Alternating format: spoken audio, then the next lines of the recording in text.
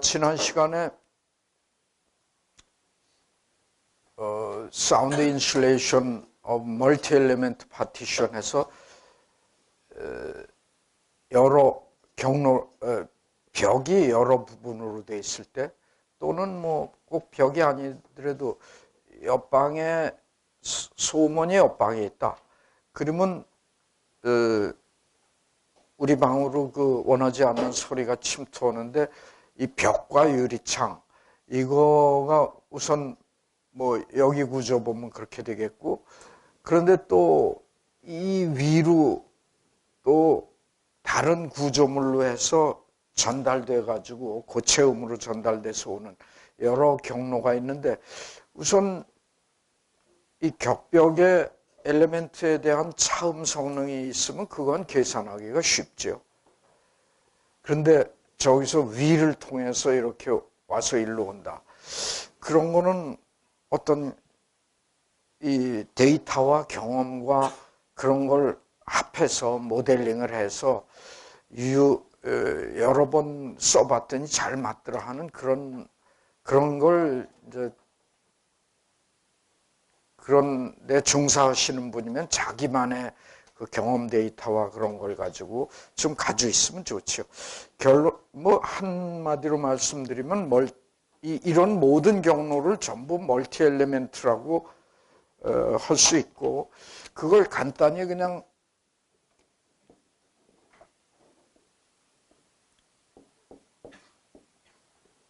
A방에 소음이 있고 B방으로 온다. 그러면 여기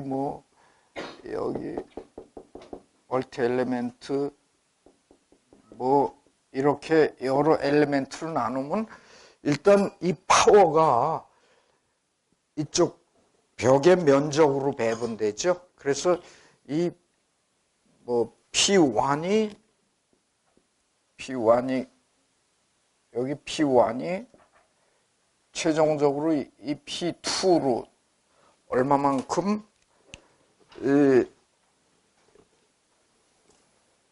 룸 B에 도달했느냐, 그걸 데시벨로 하는 게 사운드 인슐레이션 RA죠. 그게 그러니까 파워가 이 엘리멘트 이건 P1에 1 플러스 P1에 2 플러스 P1에 N, 이거 합이고, 여긴 면적으로 이제 여기 떨어지는, 그 다음에 각각의 성능이 통과해서 P2가 되면은 P2에 1, P2에 2 플러스 P2에 N. 그런데 각각의 벽의 차음 성능이 다르기 때문에 여기서는 P1이 면적 B로 배분되지만 P2의 각 부분 파워는 각 부분 벽의 차음 성능에 따라서, 이게 면적이 많아도 이 차음 성능이 좋아서 P2-1이 작을 수도 있죠. 그래서 그 토탈 10의 로그 P2분의 P1, 그러면 이게 차음 성능을 나타내는 RA죠. 요걸 각각, 요건 벽 둘에 따라서 요 파워 배분이 되는 거고, 요 뒤에 이거는 각각 부분 벽의 차음 성능을 한 거죠. 그렇게 베이식을 생각해서 하시면 혼동이 없을 겁니다. 그래서 이 커브는 좀 이거 어떤 두 개의 엘리멘트일 때 전체 면적분의 두 번째 벽, 그걸 로그로 나타내고, 여기 복잡하게 RA1과 RA2가 특히 20데시벨 이상 차이 날 때 지난 시간에 간단히 예로 계산을 해드렸죠. 같이 해봤죠. 그래서 RA가 굉장히 크고 S분의 S2가 너무 작지 않다면 이 먼저 RA2의 이게 작은, 그러니까 하향 평준화되는 거죠. 참 성능이 RA1이 뭐 이건 10dB고 이건 40dB다. 그러면 거의 10dB 쪽으로 가고 그 RA2의 면적비, 그래서 요게 절반이다. 그러면 요게 이제 플러스 3dB가 추가. 요게 절반이면 요게 부호가 결과적으로는 플러스가 돼서 RA1은 40dB, RA2는 10dB다. 근데 요 약한 쪽이 전체 면적의 반이다. 그럼 파워가 이쪽으로 반만 온다 해서 10dB에서 13dB로, 요게 3dB가 되죠.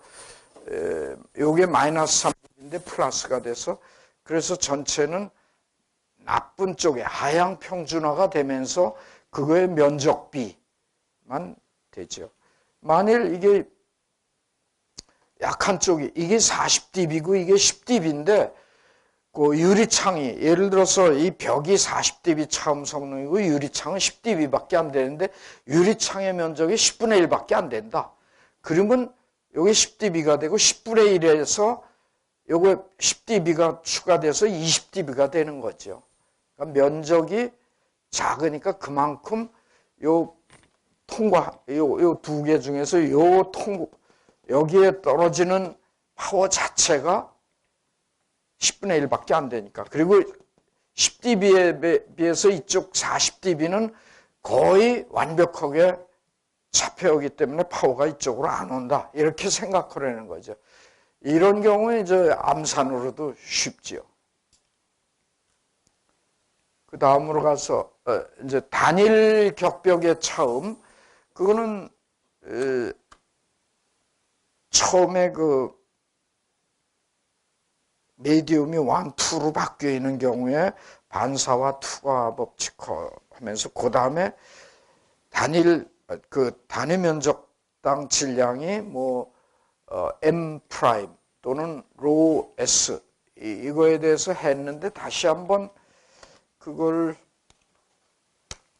저 식이 어떻게 나왔냐, 그걸 다시 한번 쉽게 유도하는 방법이 전기전자공학 트랜스미션 라인 배운 분들은 쉽게 할 수 있는 게 여기 이렇게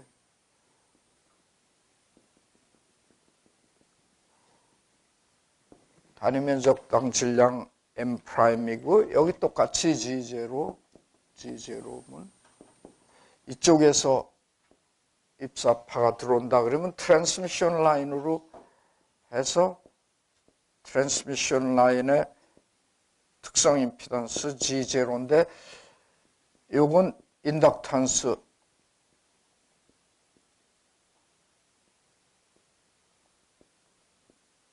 G0 이렇게 시리즈로 된 거니까 여기서 들여다본 임피던스 G 인은 G0 플러스 J 오메가 M 프라임이죠.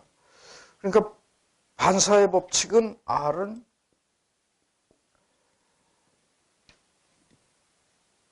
여기까지의 캐릭터리스틱 임피던스에다가 여기서 들여다본 게 이거하고 임피던스 미스매치가 생기는 만큼 반사가 되니까 G 인 마이너스 C0 플러스 C0 그래서 G0 플러스 J 오메가 M 프라임 플러스 C0 G0 플러스 J 오메가 M 프라임 마이너스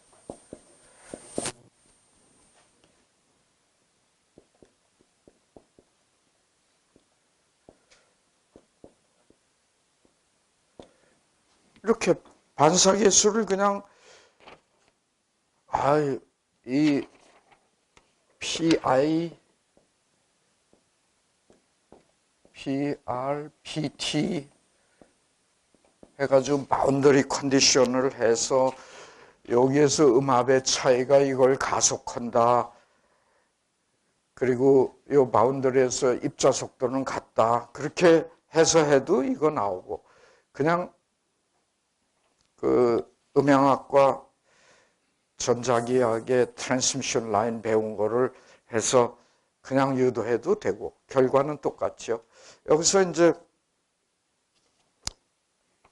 여기서 볼 때 흡음계수 알파 또는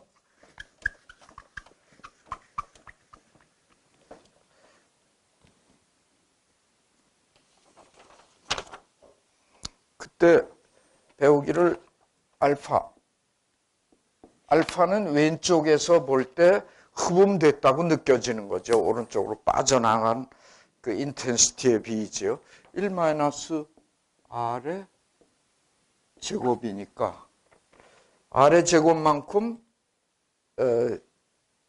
되돌아온 반사한 인텐시티가 이렇게 되니까 이거 그대로 계산하면 1-R의 제곱하면 2의 제곱 플러스 오메가 m 프라임의 제곱분의 오메가 m 프라임의 제곱 뭐 이렇게 돼서 이거 계산하면은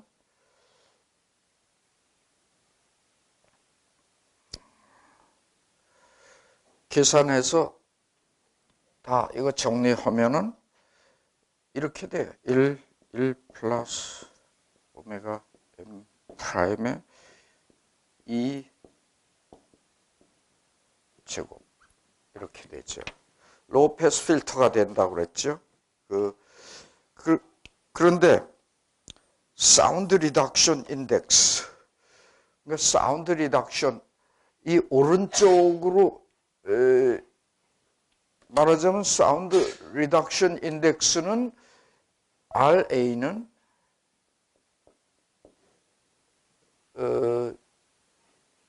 10의 로그 본래 들어온 인텐시티를 트랜스미티드 인텐시티로 한 거잖아요. 자, 여기서 먼저 거의 3월달 첫 시간에 배운 거에 복습으로 치면은 여기에 PI에 의해서 II, 이거 IR, IT라고 그러면 트랜스미티드. 그러면 IR은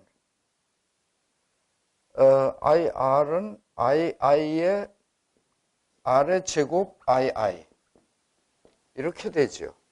음압의 제곱에 비례하니까. 그 다음에 IT는 여기서 보면 1 마이너스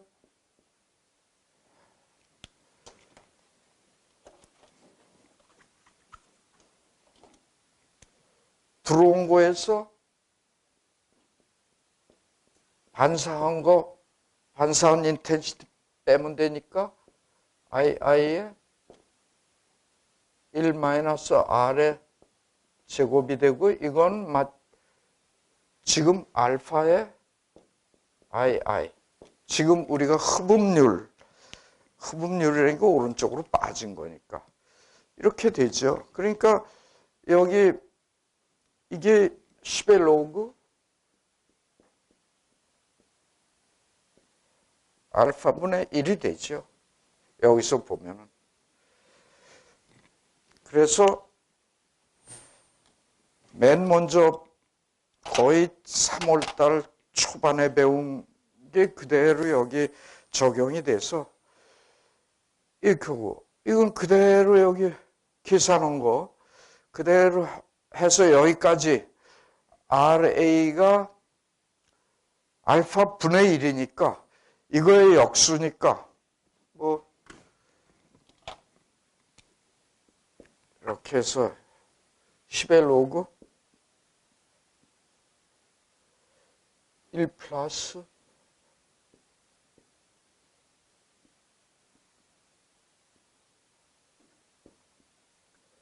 이렇게 되죠. 이거의 제곱이죠.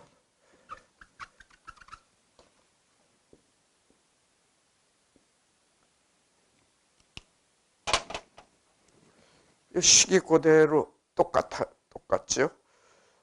그런데 이게 이 오메가 m 단위 면적당 질량 곱하기 2파이 f1 게 2배 G0 415의 2배니까 830 MKS 단위로 830보다 크면은 그러면 이 앞에 게 없어지고 간단히 이렇게 계산이 돼서 주파수가 2배가 되거나 단위 면적당 질량이 2배가 되면 이 단일 격벽의 차음 성능이 사운드 리덕션 인덱스가 6dB 커진다. 이건 숫자가 클수록 차단을 잘하는 거죠. 그래서 이걸 매슬로우라고 그래요. 단일 격벽일 때는 특별한 방법이 없고 무지막 지역에 두꺼운 벽이 아니야. 무거운 벽으로 2배 단위 면적당 질량이 2배 나가는 걸로 보면 같은 주파수에서 6dB 좋아진다. 그러니까 경량 칸막이로 옆방과의 차음을 경량으로 아무리 음향학 박사 아냐 박사의 하랩이라도 얇은 벽 가지고 해서 소리 차단 성능 좋게 해라. 그거는 패시브한 방법으로는 안 되죠. 액티브 방법으로는 되지. 액티브 방법은 이 벽을 갖다가 그냥 스피커 진동판으로 하고 거기다 스피커를 다 심고 그 신호 처리적인 방법으로 들어오는 음파를 센싱을 해서 벽이 안티 사운드가 아니고 안티 바이브레이션을 만들어서 들어오는 음파에 대해서 이게 전기적인 에너지를 줘서 벽이 다시 움직여서 그걸 캔슬하게 만드는 그런 액티브 방법으로는 가능하죠. 근데 패시브 방법으로는 무거운 벽이 레이스된다. 그러니까 단위 면적당 10kg 나가는 걸로 한 것보다 20kg 나가면은 같은 주파수에서 6dB 소리 차단을 더 잘한다. 이거죠. 그래서 벽돌 한 겹보다는 2겹으로 할 때 같은 주파수에서 6dB 좋아지고, 근데 낮은 주파수에서는 이게 작아지기 때문에 RA가 작을 수밖에 없죠. 그래서 이게 로우 패스잖아요. 로우 패스야 이게. 이거 자체가 알파가 로우 패스라고 그림을 이렇게 알파를 그리면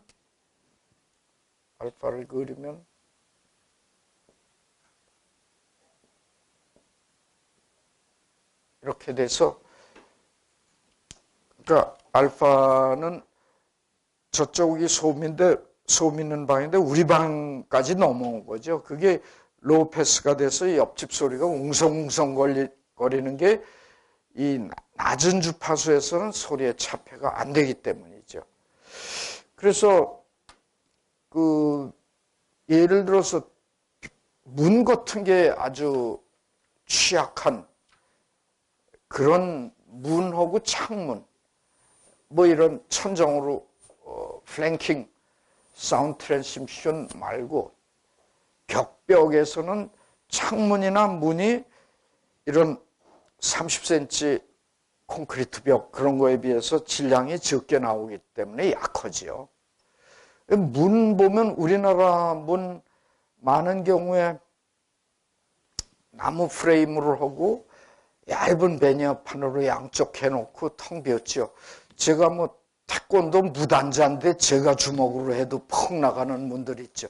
그거는 눈을 위해서는 문인데 소리를 위해서는 문이 아니죠. 그냥 열어놓은 거나 마찬가지죠.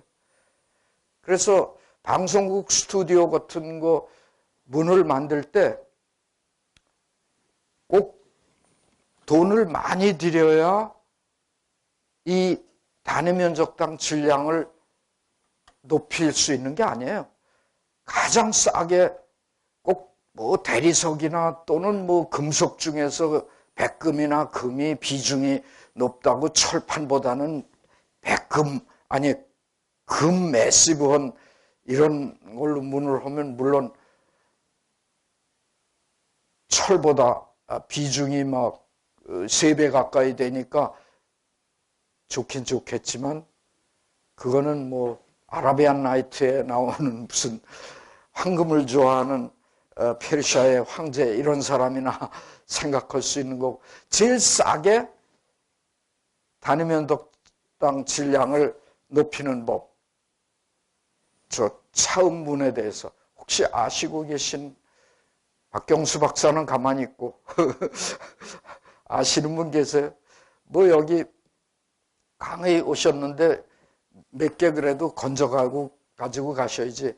우리 사부님께서 저도 이어받은 저건데, 방송국 스튜디오나 아주 처음이 무향실문 이런 거, 특수 문 그런 거 할 때 문이 약하니까 거기에 처음 좋게 하려면은 쇠철판으로 문을 만들고 거기 경첩, 돌적이를 아주 튼튼하게 만들고 그 다음에 모래를 갖다가 물에 한번 씻어요.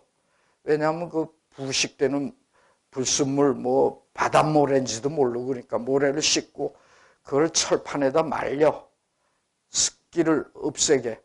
그러니까 모래를 씻고 말리는 거는 별로 돈은 안 들죠. 아르바이트생 시켜서 해도. 그래서 모래를 씻고 말리고 볶아서 거기다 집어넣어요.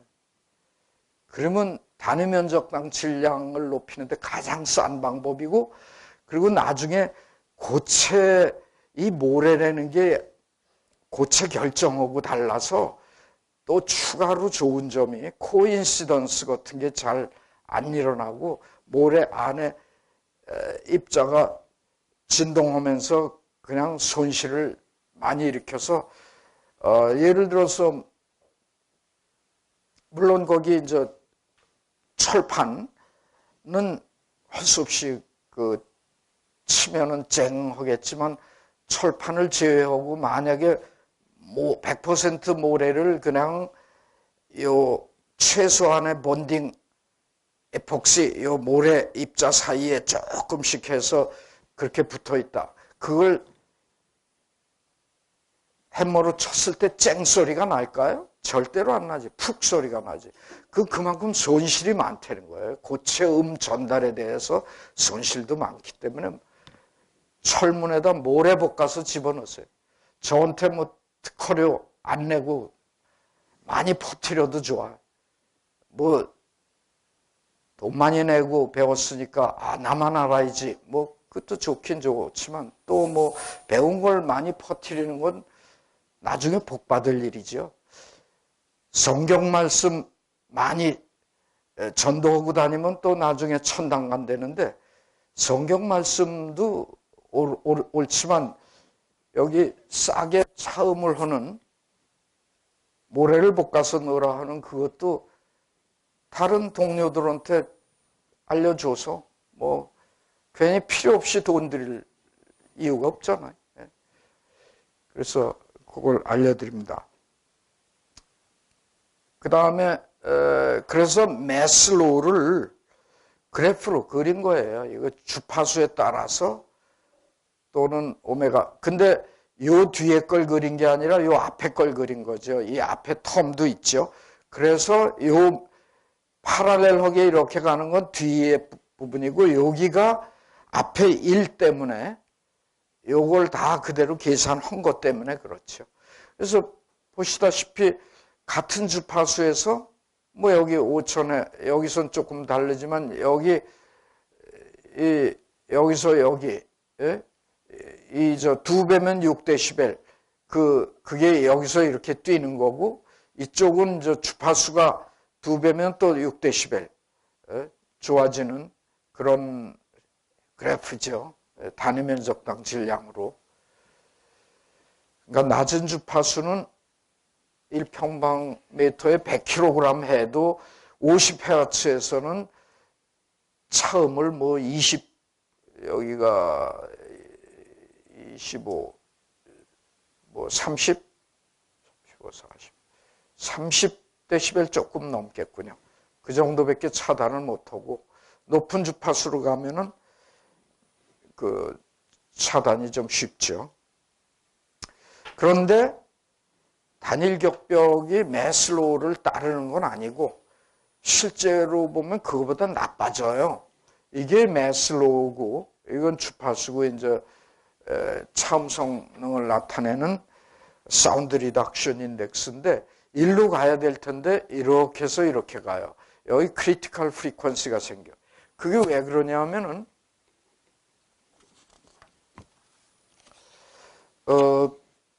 요걸 좀 지우고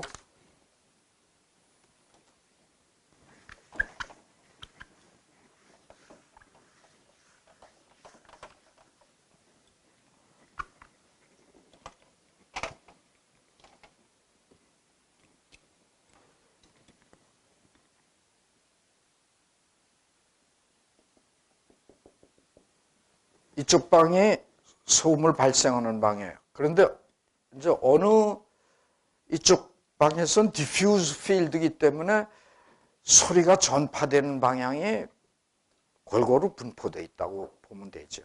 근데 어느 특정 방향에서 이렇게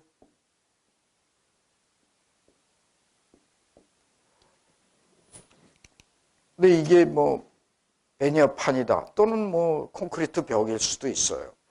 특히 이런 게 잘 일어나는 게 얇은 뭐 석고보드나 이 베니어판 같은 게 소리가 이렇게 들어오면 이 석고보드나 베니어판에 고체음이 발생하는데 고체음이 한 가지 타입만 있는 게 아니에요.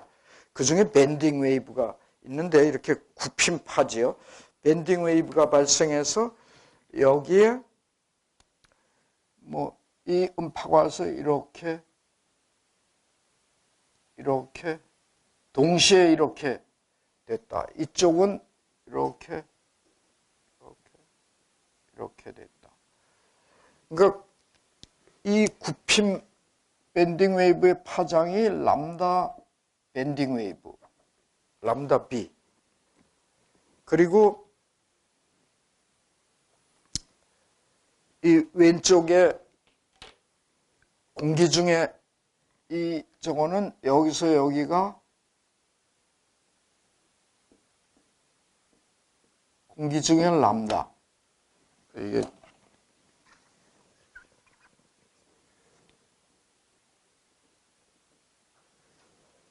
이게 딱 맞아떨어지는 그런 각도가 생기고 그런 현상이 일어나면 이 격벽에 들어오는 공기음이 격벽의 밴딩 웨이브를 레조넌스를 일으켜서 그 다음에 이게 오른쪽으로 꽤 크게 소리를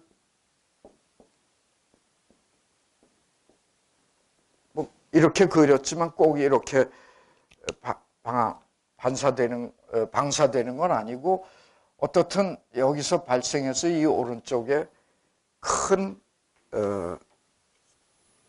음압 레벨을 높게, 그래서 높게 만들어서 여기 이 성능이 이렇게 떨어지고 요게 코인시던스 프리퀀시인데 이걸 코인시던스 이펙트라고 그래요. 코인시던스.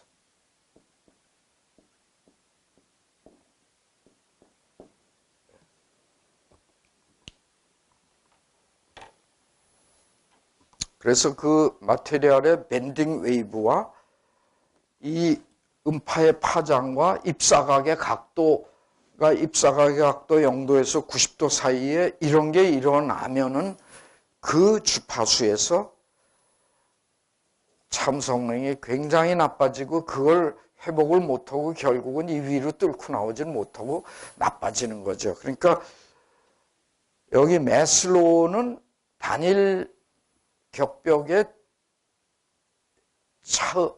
단일 격벽이 이룰 수 있는 최대 한도의 차음 성능이고 실제는 그거보다 나빠지죠. 이렇게 실제가 이거죠.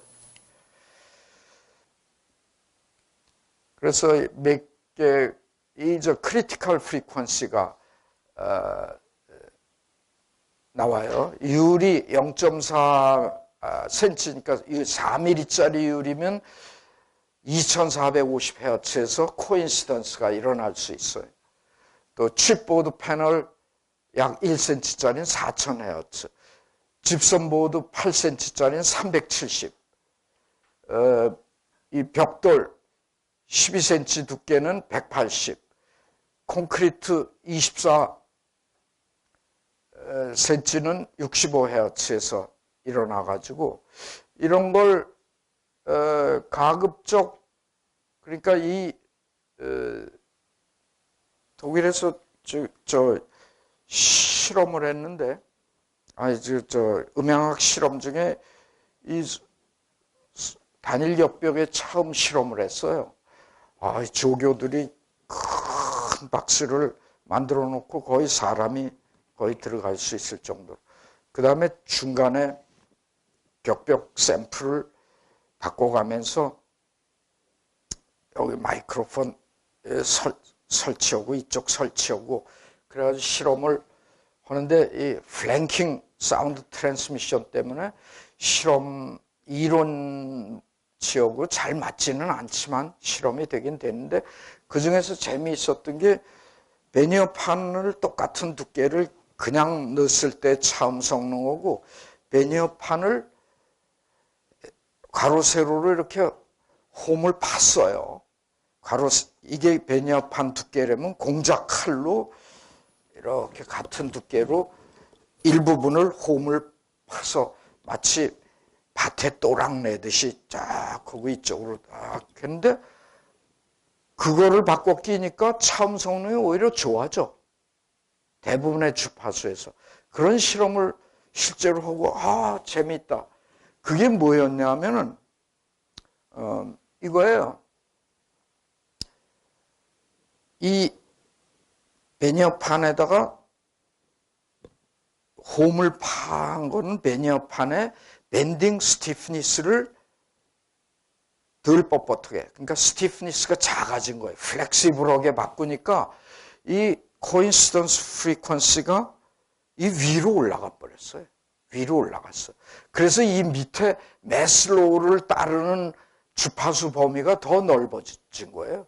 그러니까 상식적으로 하면 격벽이 있는데 베니아판을 한 거고 베니아판 일부를 홈을 이렇게 내서 베니아판이 좀 더 후들후들거리게 한 게 차음 성능이 더 좋아요. 우리의 중요한 주파수 대역에서. 그러니까 상식적으로 하면 거기다 홈을 냈으면 더 후들거리고 그게 더 소리를 잘 통할 것 같다.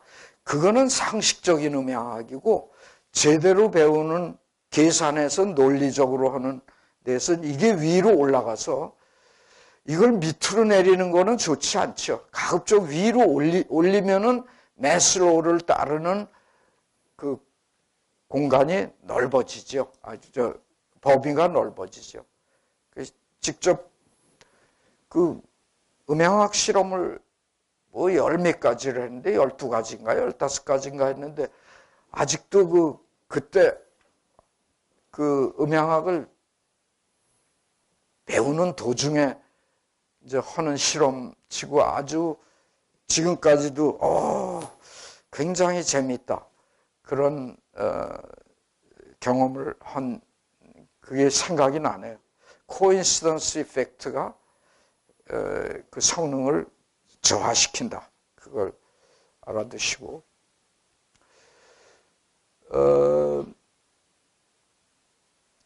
그래서 실제로 이건 singly for of usual 보통의 근데 이건 이론적인 건데 보통의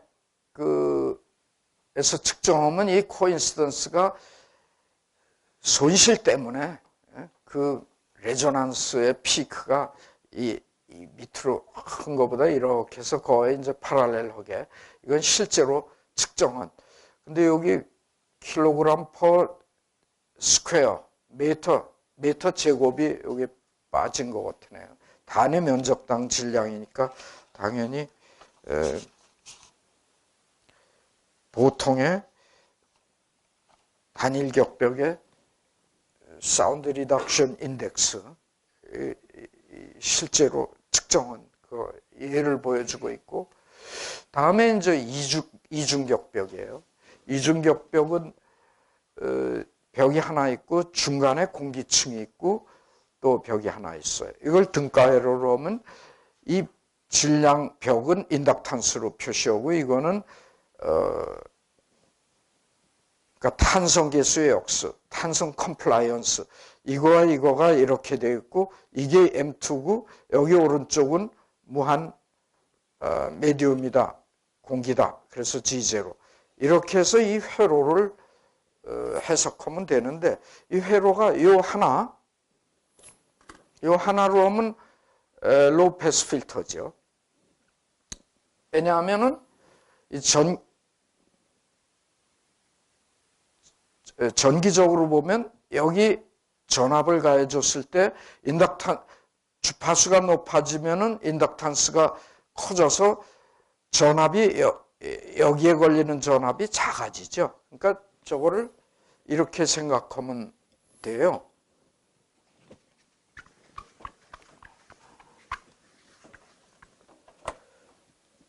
두 개의 캐스케이디드 된 시스템이다. 그래서 두 개.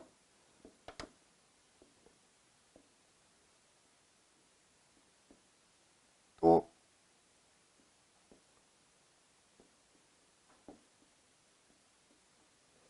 이렇게 생각하시면 되죠. 그래서 여기가 이 인덕탄스, 독일 책에는 인덕탄스를 저렇게 까맣게 네모에서 까맣게 잘해요. 그래서 인덕탄스, 캐패시턴스, 그 다음에 여기 또 인덕탄스 하고 로제로 쓰니까 오hm 저항, 이렇게 캐스케이드 된 시스템으로 생각하면 되고, 이거의 트랜스퍼 펑션은 로우 패스 필터죠. 이거 이렇게 보데 다이어그램처럼 로그로 그린다면 이것도 이렇게. 그래서 이 둘이 공통으로 차폐되는, 그러니까 이 위쪽이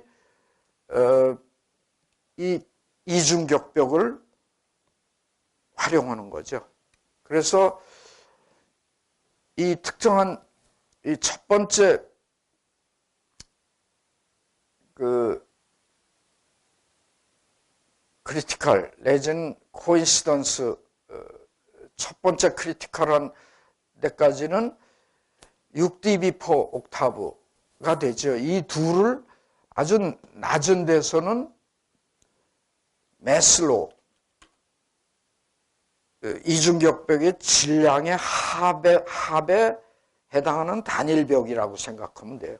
이건 단일벽, 질량의 합. 그 다음에 이 공통으로 이 차폐가 되는 이거 둘이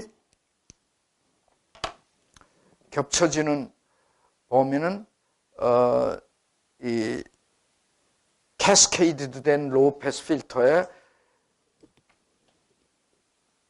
패스밴드가 아니고 저지 영역이죠. 거기서 18dB per 옥타브로 올라가고, 그 다음에 여기 레조넌스가 생겨요. 이 레조넌스들은 뭐냐 하면은 벽과 벽 사이에 에어갭이 있잖아요.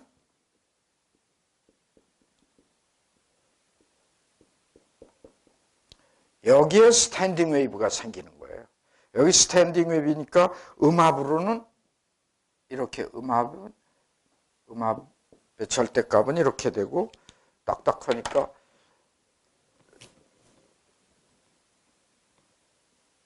입자 속도는 양쪽이 제로가 되고 이 안에 스탠딩 웨이브가 생겨서 공기의 레조넌스 때문에 이건 첫 번째 레조넌스, 두 번째, 세 번째, 네 번째 이렇게.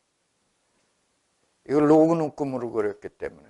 그래서 요거를 잘 놔서 이 이중격벽의 중요한 주파수 대역이 여기 오게끔 그렇게 하는 게 좋죠. 그래서 뭐 이중격벽에 이중격벽이 아니고 단일벽이나 또는 뭐 이중벽을 다 몇 가지 보통 사용하는 그거에 따라서 몇 가지 예를 보이고 있는데 제일 이 RW가 뭐예요? 클수록 사운드 리덕션 인덱스니까 사운드 리덕션을 많이 하는 이게 클수록 좋은 거죠. 작은 거, 약한 거 보면 이 싱글 리프 도어 그냥 단일 도어 이거 칩보드 패널 2cm짜리 칩보드 이건 22dB밖에 안 되는데 이거 76dB 14cm의 콘크리트에다가 6cm의 공기 에어갭 그 다음에 락쿨을 안에다 하고 또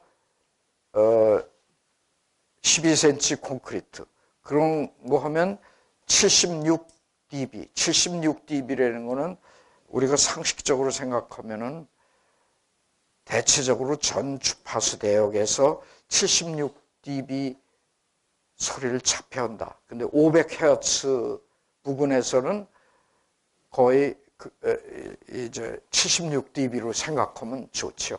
낮은 주파수에서는 그거보다 못하고 높은 주파수에서는 그거보다 더 차단을 잘하고 제일 뭐 15dB, 20dB에서 실제로 76dB 아주 뭐 더 신경 써서 80dB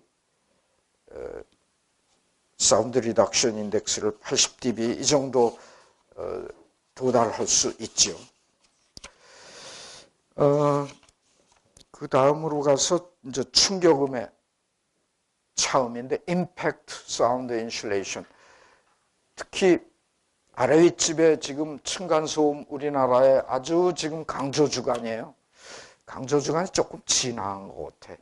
한동안 뭐 멱살 잡고 위층에다 집주인이 아래 사는데 위층이 세를 줬는데 그 사람이 시끄럽다고 자기 집에 집주인이 불 지른 사건도 있죠. 신나를 하고 아주 그 코미디 같은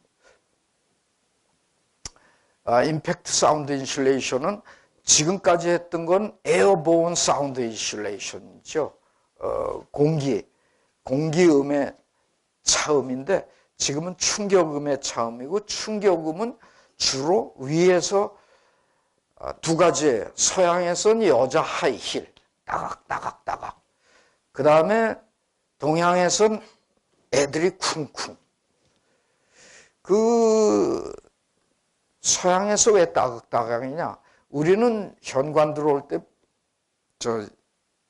신발을 벗는데 서양에서는 신발을 신고 근데 특히 여자 하이힐 소리가 그 따각따각 왔다 갔다 여자가 또 뭐 부엌 음식도 하고 더 많이 왔다 갔다 하고 서양이나 동양이나 남자는 앉아서 신문 보거나 맥주 마시면서 TV 보거나 미국은 미식 축구 보고 독일은 축구 보고 맥주 마시면서 그러니까 여자가 많이 다니니까 따각따각하고 다니고 그게 고체음을 통해서 이걸 진동시키고 그게 이제 다시 공기음으로 바뀌어서 여기에 들리는 거죠.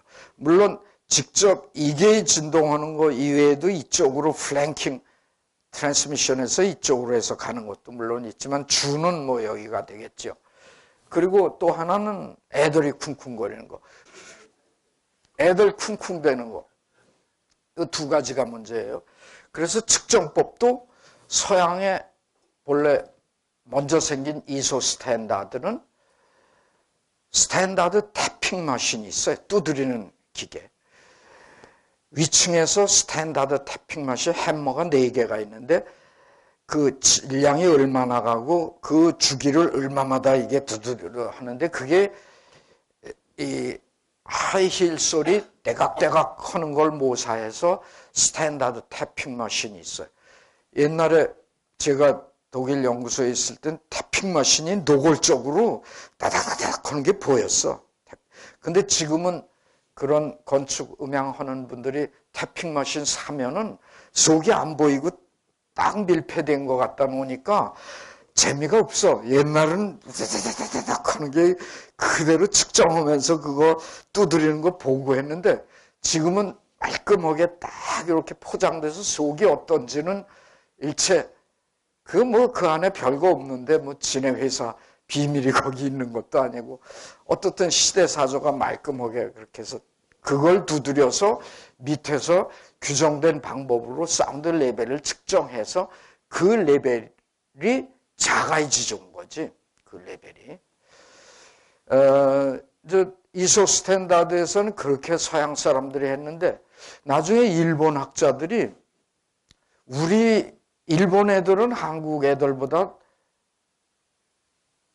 디시플린이 좀 있어서 그 쾅쾅 뛰지 않는데도 불구하고 일본의 그 다세대 주택 아파트 같은데 그런 데서 보면 애들이 아무래도 애들인지라 부모가 없는 사이에 쿵쿵 뛰고 놀길 좋아하는데 한국은 말도 못하지요.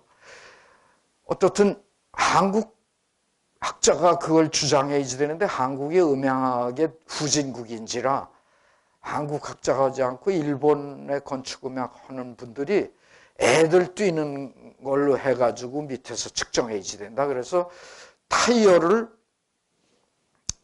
중량이 얼마 나가는 타이어를 몇 도각도로 얼마 높이에서 얼마 주기로 떨어뜨리게 그 일본 사람들이 스탠다드를 표준을 제안했어. 그러니까 서양 사람들이 그 일리 있다. 그래서 그것도 스탠다드로 측정 채택이 돼서 오늘날 우리나라의 회사에서는 두 가지 다 하게 돼 있죠. 태핑 마신도 하고 이 타이어로 애들 쿵쿵 대는 소리. 그런데 두 가지 다 안 하고 있죠. 두 가지 다 해야지 되는데. 그래서 벌써 여러분들 그래서 그 스탠다드 태핑 머신이나 스탠다드 그 타이어를 자연악화시켜서 주파수 3분의 1 옥타브 밴드별로 수신을 해요. 그게 리시브드 사운드 레벨이죠. 수신된 레벨을 노멀라이즈해. 왜 노멀라이즈 하냐?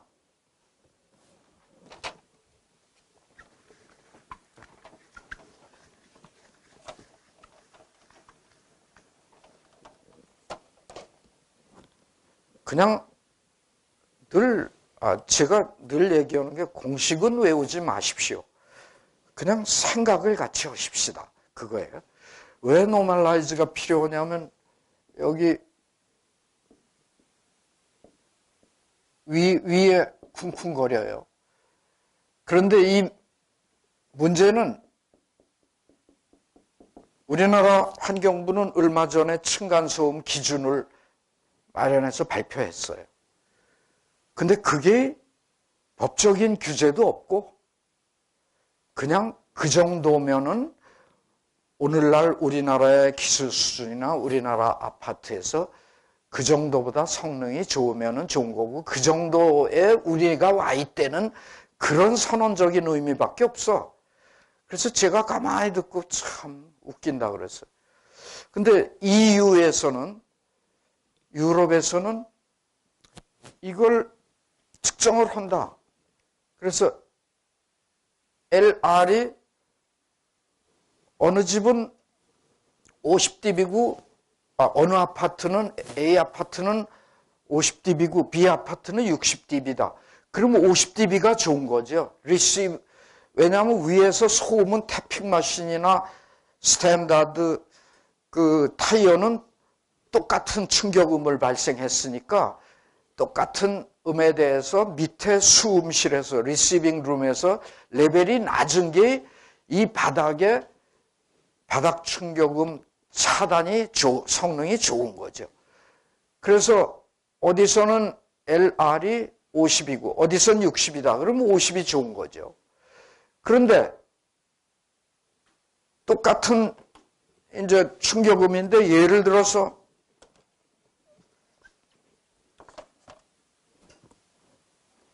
그러니까 똑같은 충격음인데 뭐 이렇게 똑같은 방인데 그러니까 일로 트랜스미티드 파워 똑같아. 기계로 두드렸으니까. 그런데 이 방이 아무 그냥 딱딱한 병으로 돼 있는 경우와 여기 흡음재를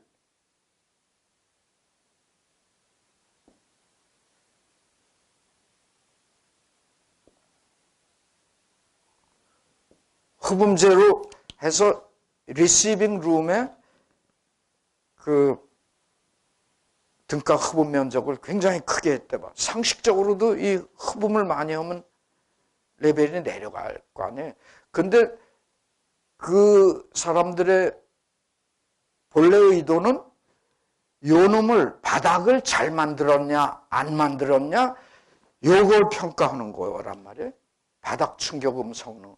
그러면 수신실에 여기 등가 흡음 면적이 크면 클수록 에너지 밀도가 작아지잖아. 역비례하잖아. 그러니까 그 측정실의 등가 흡음 면적을 노멀라이즈 해지된다. 근데 그 기준 면적을 10평방미터로 하고 그러니까 플러스가 된 거죠.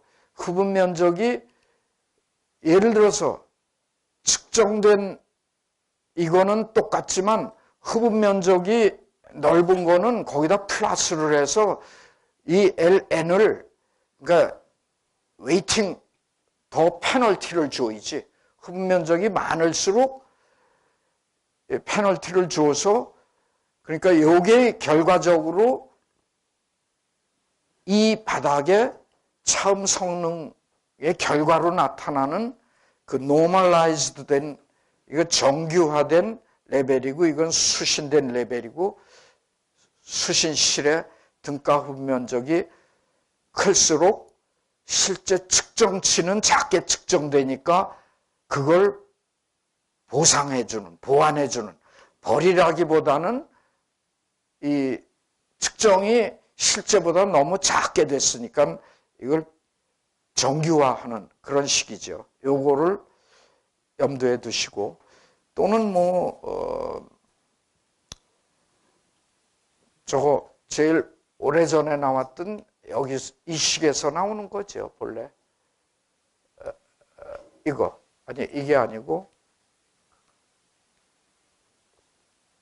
여기서 나온 거죠. 여기서. 그런데 이제 S는 똑같고 이 리시빙 룸에 등가 흡음 면적이 들쭉날쭉한 걸 어떻게 하느냐. 그래서 이 바닥만의 성능을 어그러지 않게 표시하는 그런 방법이죠. 그래서 우리나라 환경부는 우리나라 환경부를 좀 성토해야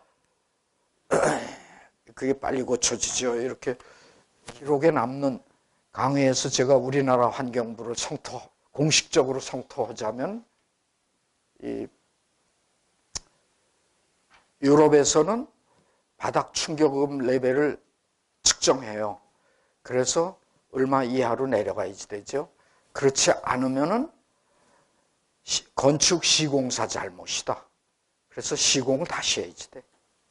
그러니까 내가 사는데 이 집 시끄러워서 못 살겠다. 그러면 와서 규정된 방법으로 측정해. 그래가지고 이 normalized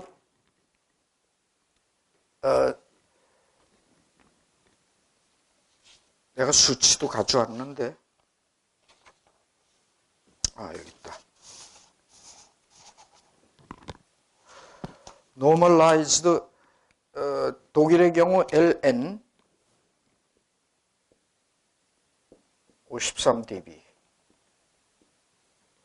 53dB여 이치돼요.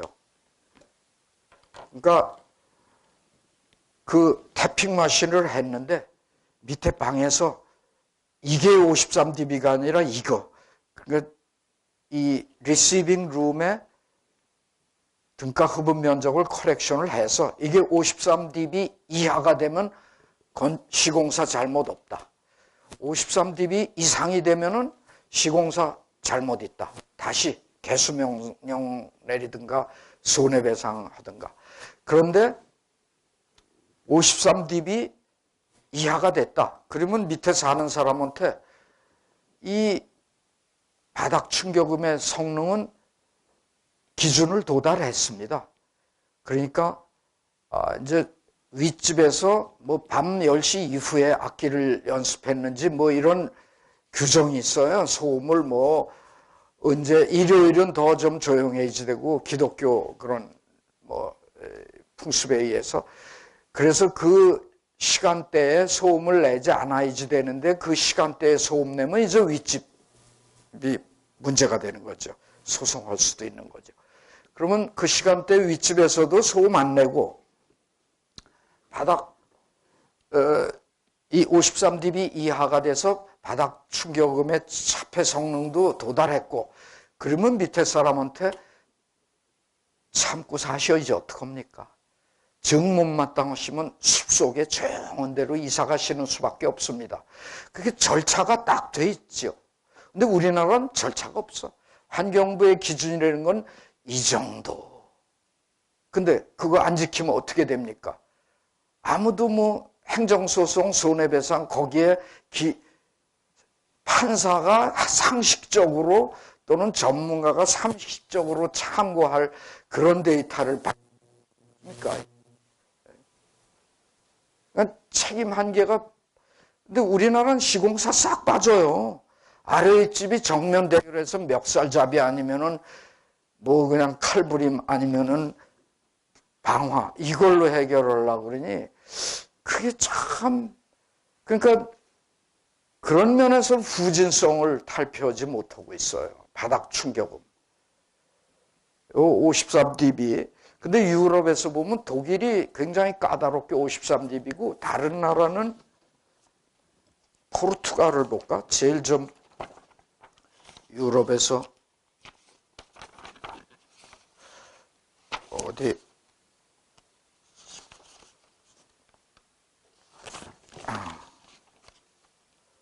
독일은 53인데 포르투갈은 70이야. 거의 20dB. 100배나 더 시끄러워도 참아라 이거야. 같은 EU인데도 EU 전체 53dB 하면 유럽이 지키질 못해요. 포르투갈은 70dB야. 위에서 시끄러운 거 그대로 내려와도 그 스탠다드 태핑 머신으로 했을 때 밑에서 70dB로 들려도 참아라 이거예요. 내 예상대로 포르투갈이 제일 높으네. 70dB.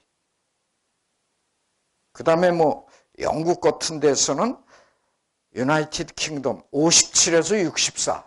영국 사람들은 케이스 바이 케이스로 57에서 64dB. 독일보다 더 까다로운 나라가 있네. 오스트리아예요. 43에서 50dB. 오스트리아가 환경에서는 독일보다 더 규제가 심하네. 오스트리아. 제가 이게 그 나라에서 포르투갈 대사관에서 항의 들어올지 모르겠는데 독일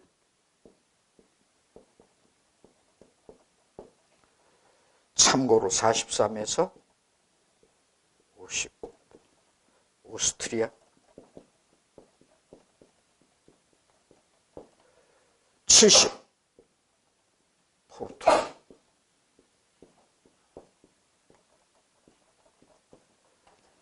같은 EU 내에서도 오스트리아는 굉장히 뭐 스웨덴이 그럴 것 같은데 스웨덴은 50에서 66으로 범위가 아주 넓으네. 그래서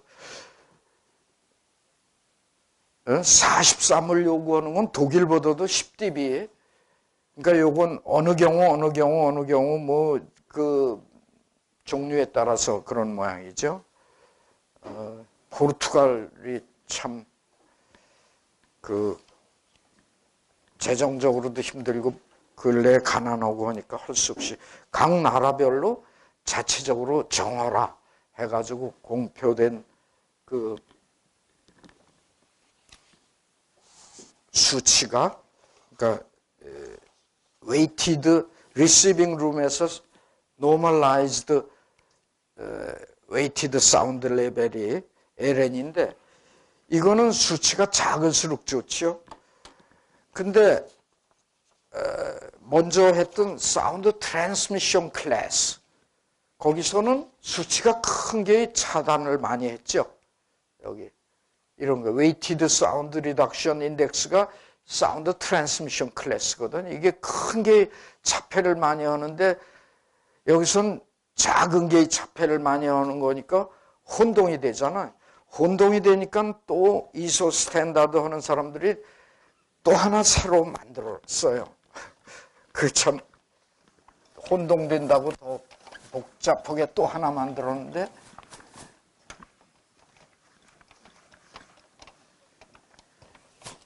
그래서 만든 게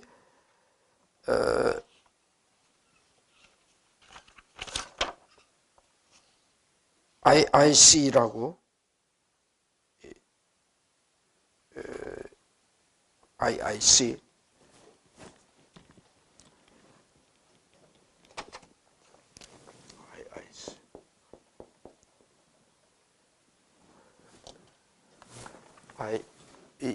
미국에서 미국 사람들이 주장해서 STC 사운드 트랜스미션 클래스였죠.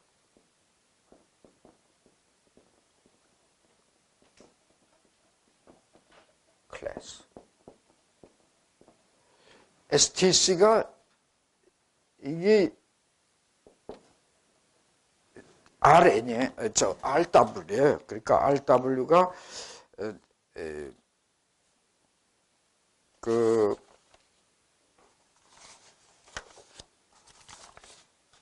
사운드 리덕션 인덱스죠. 유럽에서는 스탠다드는 사운드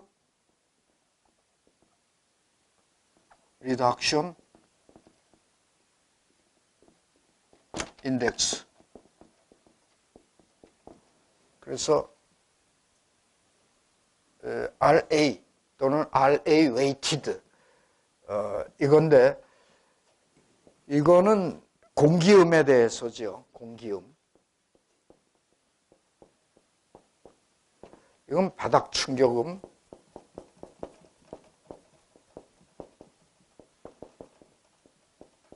음에 대해서는 LN인데 이게 IIC가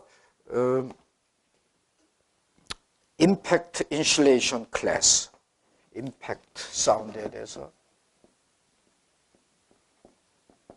Insulation Class. 그래서 둘 다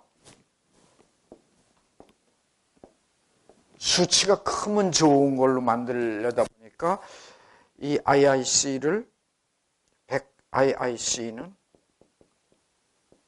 110dB에서 빼기 LN. 그리고 뭐 weighted LN 해도 되고 LN weighted. 그래서 이 독일 같으면 53dB를 빼니까 IIC는 여기서는 53이니까 57이 되고 여기 IIC는 70을 빼니까 40dB.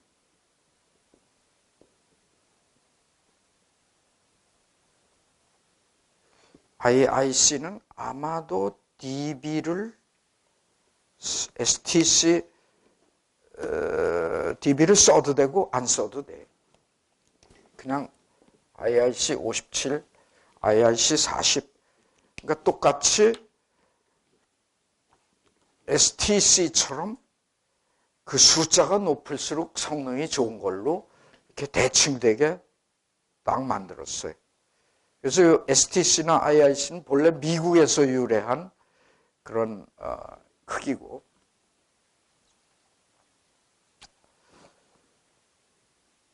우리나라도 이렇게 숫자 하나로 딱 이제 측정해서 저거에 대해서는 제가 말씀을 안 드렸네. 그 normalized curve가 이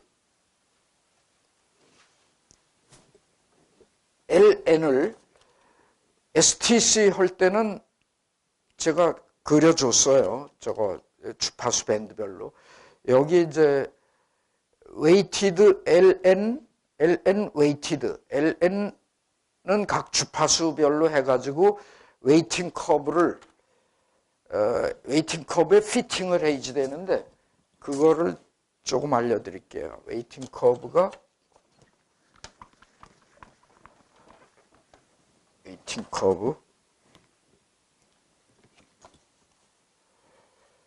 400Hz까지는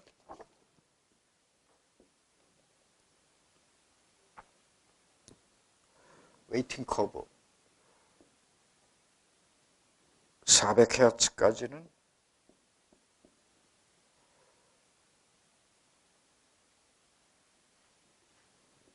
콘스탄트고, 여기서 1250까지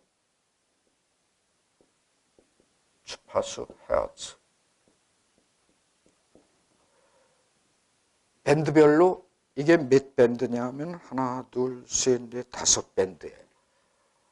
하나, 둘, 셋, 넷, 다섯 밴드인데 여기까지 이렇게 3분의 1 옥타브 밴드예요. 그래서 여기까지는 마이너스 1dB per 밴드.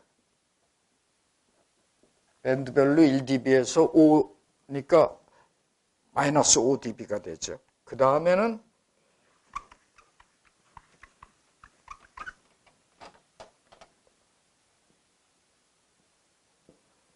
여기서는 이렇게 해가지고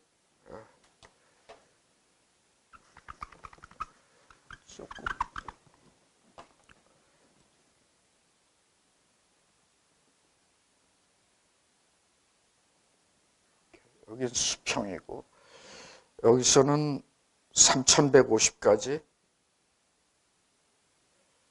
3150까지 몇 밴드냐 하면 하나, 둘, 셋, 넷, 또 다섯 밴드예요. 하나, 둘, 셋, 넷, 다섯 밴드에서 마이너스 3dB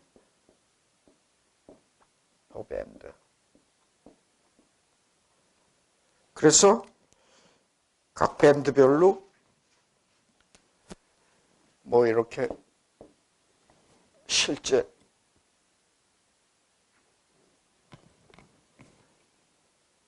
received, 실제로 태핑 머신 자체가 낮은 주파수 성분이 그렇게 많지 않기 때문에 실제로 측정하면은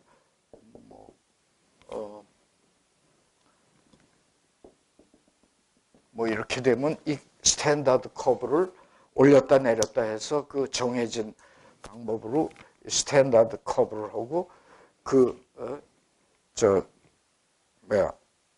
500Hz일 때 값을 읽는 거죠. 그렇죠. 500Hz일 때 값을 읽어서 그 수치로 LN 웨이티드가 되고, 그거에 의해서 110dB를 빼면은 IIC가 되는. 근데 유럽의 이렇게 문서, 유럽의 스탠다드 문서 보면 IIC로 표시되어 있지 않고, 아까 말씀드린 것처럼 ln 웨이티드를 각 나라에 그냥 이렇게 돼 있어요. 이걸로 해서 숫자를 또 큰 게 좋게 그렇게 해서 표시하지 않고 그냥 수신실에 이 normalized 레벨 그거 가지고 얘기하고 있어요. 자, 충격음의 차음 이건 다 한 거고 아까 이 스탠다드 커브는 STC를 또는 사운드 리덕션 인덱스를 에어본 공기음에 대해서 돼 있는 거고 이건 지금은 저 IIC죠.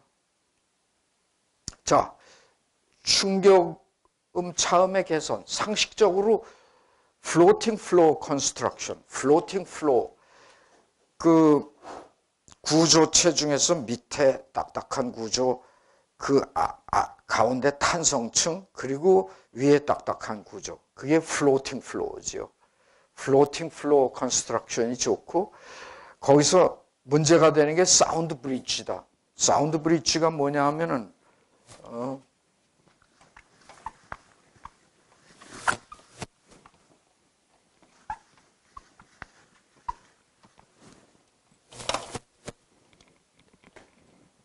천정에 여기 뭐 콘크리트 구조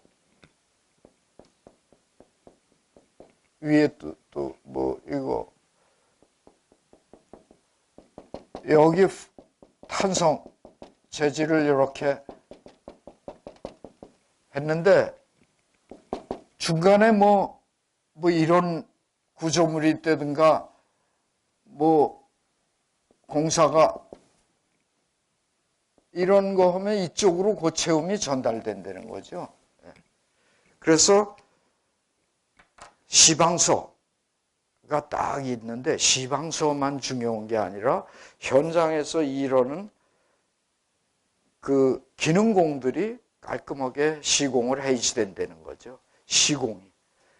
시방서하고 마테리얼은 다 똑같이 들였는데 중간에 여기서 여기를 고체음으로 연결하는 그런 것들이 많이 생기면은 이 플로팅 플로우가 그냥 알리바이성밖에 안 되죠.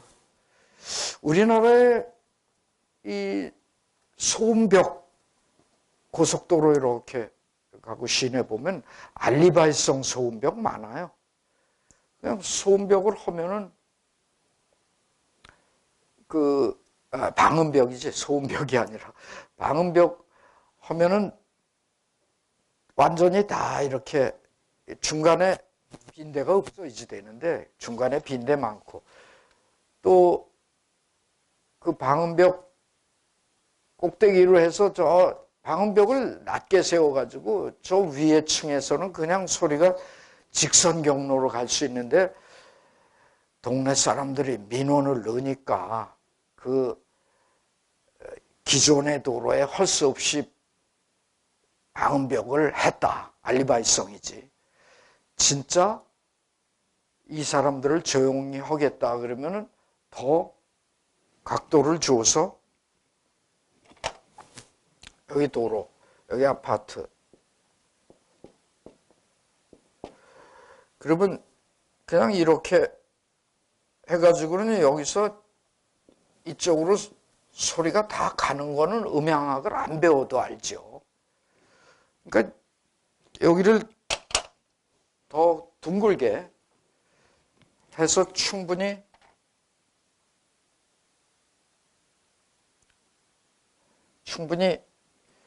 이 소리의 섀도우 지역을 만들어줘야죠. 소음벽이 제일 최고 수준 나라는 일본이에요.